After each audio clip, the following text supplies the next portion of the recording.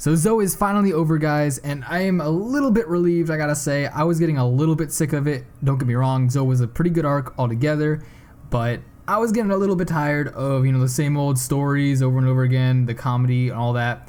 So I'm happy to see that we're actually advancing into the story a little bit more, and we got a little bit more information on the Reverie. We finally got to see Vivi again, a little bit more details on what's going on with that.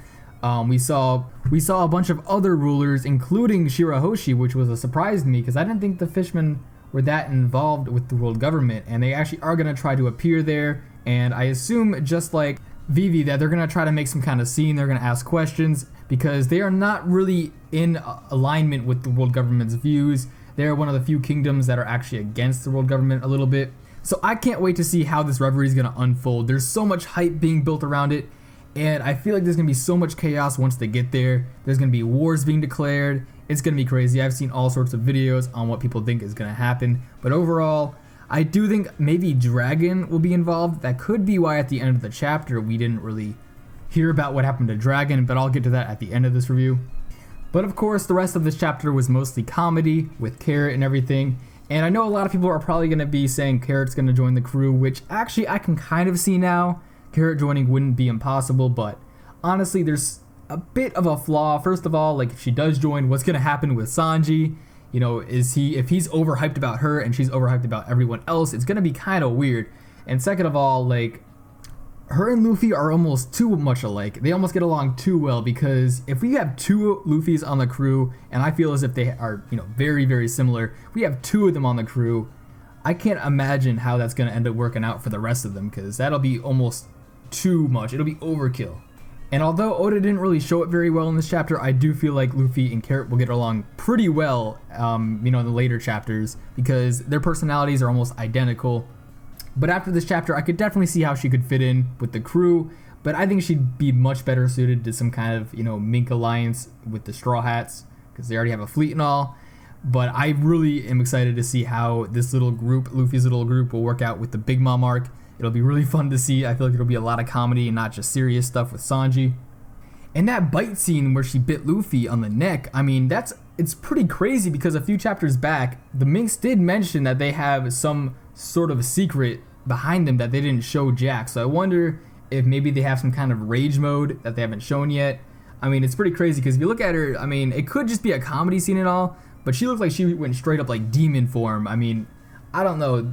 But the Minks have shown in the last few chapters that they are pretty crazy, and they do become pretty destructive, like wild animals almost. So I wonder if that'll be of any sort of significance in the future. We do know that there's some, secret still.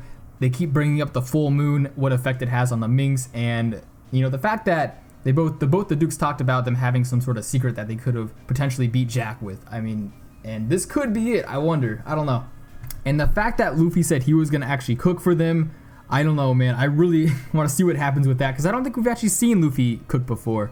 I don't know, maybe in some filler, but I don't think we've actually seen him cook ever. And I actually wonder if he's any good, because him, Garp, and Ace used to cook all the time when they had to, cook for themselves.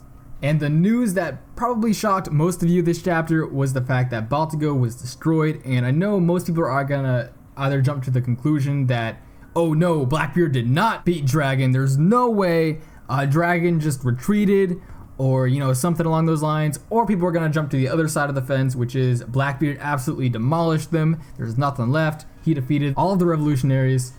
And I'm sort of in the middle right now, because even though I can see the side of Blackbeard might have beat him, because Blackbeard is very, very strong. He has the Gura Gura no Mi, and he has the Darkness Fruit, which is the ultimate devil fruit.